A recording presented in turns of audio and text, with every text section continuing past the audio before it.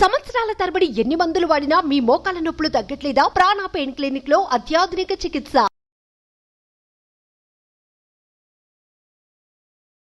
నమస్కారం డాక్టర్ శ్రీ అనంతకృష్ణ స్వామి గారు. నమస్కారం. ప్రీవియస్ వీడియోలో మనం మాట్లాడుకున్నట్టు అంటే దేనికి ఏ విధంగా ఉంటే మనకి ఏదైనా సరే కలిసి వస్తుంది అనేటువంటి దానికి కొన్ని పదాలు చెప్పడం జరిగింది. ప్రతి ఒక్కరి లైఫ్లో అది చాలా ఇంపార్టెంట్. లక్ష్యం, కోరికలు, సంకల్పం. ఈ మూడిటికి మీరు చెప్పినటువంటి తేడా తెలియకుండా మనం ఏదో ఒకదాని కోట అనుకుంటే కాదు. సంకల్పం అనేది ఎప్పుడు దీక్షతో కూడుకున్నటువంటి విషయం. ఎప్పుడు మనిషి కోరికల్లోనే ఎక్కువ బతుకుతూ ఉంటాడు. బట్ వాటిని ఎంత త్వరగా మనం తీర్చుకోగలిగితే అంత మంచిది. దానికి మన సబ్జెక్ట్ లక్ష్యం అనేది వెరీ ప్లాన్డ్. బట్ ఈ మూడిటికి అంతరార్థం ఏదైనా ఉంది అని అంటే సాధనే. వెరీ గుడ్ ఎక్స్ప్లెనేషన్ అండి. Thank you so much. నాకు మీరు మాట్లాడేటప్పుడు ఒక్కొక్క మాట తోటలా పేలుతూ ఉంటే అనిపించింది అనమాట. ఇంకేముంది అసలు ఆ బుర్రలోంచి ఎలా వస్తుంది ఇంత అనర్గళంగా అన్నట్టు అనిపించింది నాకు. అంటే నేనే సబ్జెక్ట్ అయిపోయాను కదా. అవును, అదే నాతోనే ఉంటుంది. ఇంకా అది వేరు, నేను వేరు కాదు. నేను ఇంతకుముందు కూడా చెప్పాను, నాకు ఇంకా వేరే ఆలోచనలు ఏం లేవండి. నాకు అవసరమైన అన్ని విషయం ఇచ్చేస్తుంది. దాని గురించి మాత్రమే ఆలోచించాలి, నాకు ఇంకేం పని లేదు. ఈ వీడియోలో ఏం చెప్తున్నారు? మనకి విచిత్రం ఏంటంటే, నేను ఈ మధ్య అనంతమణి సూక్తులు అని రాశాను. ఒక 100 అనంతమణి సూక్తులు. మనకి ఇన్స్టాగ్రామ్లో దాంట్లో వస్తుంది. బుక్ కూడా రిలీజ్ అవుతుంది. ఆ కాపీరైట్స్కి వెళ్ళింది. జస్ట్ ఒక చిన్న బుక్లెట్ లాగా, ఒక చిన్న ప్యాకెట్ బుక్లెట్ లాగా దాన్ని డిజైన్ చేస్తున్నాం మనం స్పైరల్ బైండింగ్తో. జస్ట్ అది జేబులో పెట్టుకోవడం కానీ, లేదంటే ఖాళీ ఉన్నప్పుడు చదువుకోవడం. దాంట్లో ఒక చిన్న వర్డ్ రాశాను, అది బాగుంది. సుప్త చేతనం అనేది ఎప్పటి నుంచో ఉంది, మీరు గమనించలేదంతే. సింపుల్, ఇంతే ఉంటాయి వర్డ్స్ అని, చిన్నగా ముద్దగా ఉంటాయి. ఓకేనా? ఇంతకుముందు కూడా చెప్పాను నేను, ధ్యానం వేరు, ధ్యాస వేరు. ఓకేనా? ధ్యానం ప్రశాంతతని ఇస్తుంది తప్ప డబ్బుని ఇవ్వలేదు. డబ్బు మీద ధ్యాస, ఎరక మాత్రమే డబ్బుని ఇస్తుంది. ఇలా దాదాపు 100 మన అనంతమనే సూక్తులు అని రాశాను నేను. అది ఉన్న పొలంగా అట్లా కూర్చున్నాను. ఇప్పుడు సబ్జెక్ట్ అంతా వినాలంటే ఒక వీడియో నేలన్నా ఒక 10 నిమిషాలు టైం కేటాయించాను. ఓకేనా? కొన్ని షార్ట్స్ ఉంటాయి మనకి, సినిమాల్లో కూడా కొన్ని డైలాగ్స్ ఉంటాయి. ఓకేనా? ఆ డైలాగ్స్ ఎలా ఉంటాయంటే, పండు గురించి మాట్లాడినప్పుడు ఎవడైతే కొడితే దిమ్మ తిరుగుతుందో వాడే పండు, అది ఎంత ఫేమస్ అండి. అలా షార్ట్ కట్లో ఈజీగా మైండ్కి, సబ్కాన్షియస్ మైండ్కి చొప్పడించడానికి ఏమన్నా సబ్జెక్ట్ గురించి రాస్తే బాగుండని ఆలోచన వచ్చింది. ఆలోచించేసి ఒక 2 నైట్లు కూర్చొని 100 సూక్తులు రాసేసి ఇంకా పని లేదు. 2 నైట్స్ నా రూమ్లో కూర్చొని టక రాసేసాను. ఇదంతా ఎందుకు చెప్తున్నానంటే, విశ్వము తనను తాను పునర్నిర్మించుకోవడానికి మొత్తం డిజైన్ చేసి పెట్టింది. ఇక్కడ మనం ఇప్పటిదాకా మనం ఏమనుకున్నామంటే, అంటే నేను ఇంతకుముందు కూడా చెప్పాను, మనం 5వ తరగతిలో చదువుకున్న జ్ఞానం వేరు, 10వ తరగతి చదువుకున్నప్పుడు అదంతా మారిపోతుంది. ఇది నిజం కాదు, ఇంకేదో కొత్తగా ఉందనిపిస్తుంది. ఆ తర్వాత మనం డిగ్రీకి వెళ్ళిన తర్వాత ఇంకేదో కొత్తగా ఉందనిపిస్తుంది. పీజీకి వెళ్ళిన తర్వాత నువ్వు మేధావి అయిపోతావు, అన్ని విశ్లేషణ నువ్వే చేసుకుంటావు, అప్పుడు సత్యమైందని నువ్వు తెలుసుకుంటావు. ఇక్కడ నాకేం అవగతమైందంటే, ఇప్పుడు మనం ఏది కోరుకుంటే అది విశ్వం ఇవ్వడం కాదు. మనం ఏం చెప్పుకున్నాం, ఏదైనా సరే మనకు విశ్వం ఇస్తుంది అని చెప్పుకున్నాం కదా. విశ్వం ఏది ఇవ్వదు.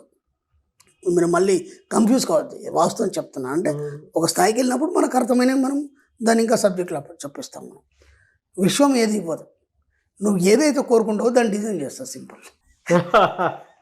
అర్థమైందా? నువ్వు ఏదైతే కోరుకుంటావో అదే డిజైన్ చేస్తుంది, అంతే తప్ప అది నీకు ఇది ఇవ్వాలని రూల్ లేదు. నువ్వు డబ్బు కోరుకున్నావు, డబ్బు ఇచ్చేస్తుంది. ఓకే, ఇంకేదైనా వస్తువు కోరుకున్నావు, అది ఇచ్చేస్తుంది. మీరు చూడండి, ఎప్పటి నుంచి ఒక వ్యక్తిని కలవాలనుకున్నాం మనం, మైండ్లో ఒక 2-3 రోజులు తిరుగుతుంది. అనుకోకుండా వ్యక్తి కాల్ చేయడమా, లేదంటే తారసపడమా, లేదంటే ఎవరో ఫ్రెండ్ ద్వారా వ్యక్తి గురించి మీకు తెలియడమా, ఇది ఎలా జరుగుతుంది? మీ యొక్క ఆలోచన తరంగాలు ఆ వేవ్స్ అని వెళ్ళి అక్కడ తగిలి అక్కడ నుంచి వీటి 2 కనెక్ట్ అనేది ఏర్పడుతుంది. అర్థమైంది? కాబట్టి ఏం చేస్తుంది విశ్వం అంటే, నువ్వు అనుకున్న దాన్ని సరిచేస్తుంది తప్ప అదేం కొత్తగా నీకేం క్రియేట్ చేయాలి. కాబట్టి ఇక్కడ క్రియేటర్ నువ్వే. నువ్వు ఏదైతే ఆలోచిస్తున్నావో, నువ్వైతే ఏదైతే కోరుకుంటున్నావో దాన్ని తయారు చేసేస్తుంది. ఇప్పుడు మీరు ప్రొద్దున మీ అమ్మగారు అడుగుతారు, నాన్న నీకేం టిఫిన్ చేయాలి, నీకు స్కూల్కి వెళ్తున్నావు, కాలేజ్ వెళ్తున్నావు, ఏం ప్రిపేర్ చేయాలని అడుగుతుంది. నువ్వు ఏదైతే కర్రీ చెప్తావో అదే ప్రిపేర్ చేస్తుంది కదా అమ్మ. అవునా కదా? అంటే మీ వైఫ్ కావచ్చు, మీరు ఏదైతే చెప్తారో అదే ఏమండమంటారు అని అడుగుతుంది. అడిగినప్పుడు మీరు నాకు ఇది కావాలన్నప్పుడు మధ్యాహ్నం వెళ్ళినప్పుడు లంచ్లో అదే ఉంటుంది. అంటే మీరు ఏదైతే చెప్తారో అది ప్రిపేర్ చేస్తుంది. అమ్మ విషయం ఒకటే. అర్థమైందా? ఇక్కడ విచిత్రం ఏం జరుగుతుంది అంటే ఈ సుప్త చేతనాత్మక మనస్సు అని ఏదైతుందో లేదా ఈ సబ్జెక్ట్ ఏదైతుందో భూమి పుట్టినప్పటి నుంచి ఉంది. భూమి పుట్టినప్పటి నుంచి ఒక మహాభారతం తీసుకుందాం, ఒక రామాయణం తీసుకుందాం, మనకు అవన్నీ ఏమనిపిస్తాయి అంటే ఇవన్నీ ఒక గొప్ప కావ్యాలు, ఇదంతా ఇలా జరిగింది అని అనిపిస్తుంది. మీరు చూడండి, ఒక చిన్న ఎగ్జాంపుల్ మహాభారతం తీసుకోండి. అక్కడున్న పాత్రలు ఏవైతున్నాయో, మహాభారతంలో ఉన్న పాత్రలు ఏవైతున్నాయో అక్కడ ఈర్ష్య కావచ్చు, కపటం కావచ్చు, ఇంకేదన్నా కావచ్చు, ధర్మం కావచ్చు. ధర్మం గురించి ఆలోచించేవాడికి అంత ధర్మాన్ని చూపించింది విశ్వం. అక్కడ ఆ పాత్రకు తగ్గట్టుగా అవన్నీ అనుకూలమైనవి. అతనికి ఏదైతే ధర్మం వైపు వెళ్తున్నారో వాళ్ళకి అదే చూపించింది. ఓకే, ఇప్పుడు మనం ఏమనుకుంటామంటే ఇప్పుడు నేను అత్తరు పెట్టుకున్నాను, సెంటు పెట్టుకున్నాను, మీకు స్మెల్ వస్తుంది. అర్థమవుతుందా లేదా? దుర్యోధనతో ఎవరైతే ఉన్నారో ఇప్పుడు వీళ్ళు ఎంత మంచిగా ఉన్నా సరే దాని ప్రభావం వీళ్ళ మీద ఉంటుందా లేదా? వాళ్ళకి తగ్గట్టు క్రియలు ఏదైతుందో అది మాత్రమే విశ్వం ఇవ్వడం జరిగింది. ద్రోణాచార్యుడు గొప్ప గురువు, ఓకేనా? ఆయనని మనం శంకించడానికి లేదు. కానీ ఎటువైపు ఉన్నాడు? పక్షపాతి. అవునా కదా? కౌరవుల వైపు ఉన్నాడు. కాబట్టి ఏమైపోయింది, నీ ఆలోచన విధానం ఎక్కడ ఉంటుంది? నీకు ధర్మం తెలుసు, అయినా సరే నువ్వేం చేస్తున్నావు ఇక్కడ? ఇతనికి నువ్వు ఒత్తాస పలకడం వల్ల ఆ యొక్క ఆలోచనలు గ్రహించడం వల్ల దానికి సంబంధించినటువంటి ఫలితమే నీకు ఇస్తుంది. ఇప్పుడు అర్థమవుతుందా లేదా? అంటే నీ ఆలోచన ఫలితాల విధంగా విశ్వం నీకు ఆ డిజైన్ తయారు చేస్తుంది తప్ప విశ్వం కొత్తగా నీకేది క్రియేట్ చేయదు. అర్థమవుతుందా లేదా? అంటే ఇది ఎప్పటి నుంచి ఉంది? భూమి పుట్టినప్పటి నుంచి ఉంది. నేను ఇంతకుముందు గతంలో చెప్పాను, సామూహిక ఆలోచన ఫలితాల వల్ల జరిగే దుష్ప్రభావాలు. సామూహిక ఆలోచనల వల్ల జరిగే దుష్ప్రభావాలు. ఒక ట్రైన్ యాక్సిడెంట్ ఉంది, అందరూ ఒకేసారి ఏదో డిస్టర్బ్ అయిపోయింది, ఏమో అయిపోయింది.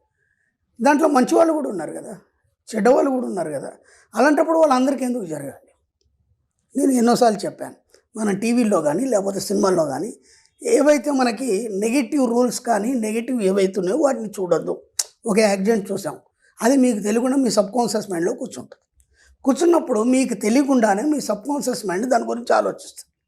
ఇలా ఎవరెవరైతే ఆలోచిస్తారో వాళ్ళ సబ్కాన్షియస్ మైండ్లో ఫిక్స్ అయిందో వాళ్ళందరినీ ఒక సమూహంగా ఏర్పాటు చేసి అలా ట్రైన్లో కూర్చోబెడతారు. ఇప్పుడు విషయం తప్పు కాదు ఇక్కడ, మీ ఆలోచన సామూహిక ఆలోచన ఫలితం ఏదైతుందో అది తీసుకెళ్ళి అక్కడ కూర్చోబెట్టేసి అందరికి అవే ఆలోచనలు కాబట్టి ఆ వైబ్రేషన్స్ తగ్గట్టు ఆ ఫలితం ఇస్తుంది.